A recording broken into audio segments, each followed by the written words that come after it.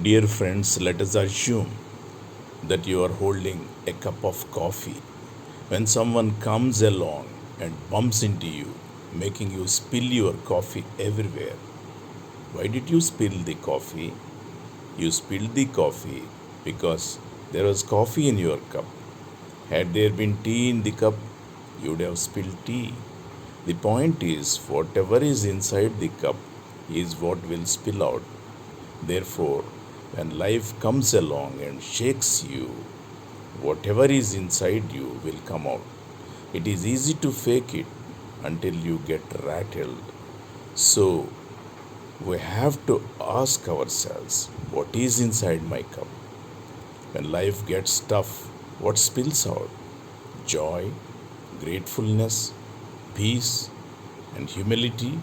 Or does anger, bitterness, harsh words, and reactions come out? You choose. Today, let us work towards filling our cups with gratitude, forgiveness, joy, words of affirmation, kindness, gentleness, and love for others.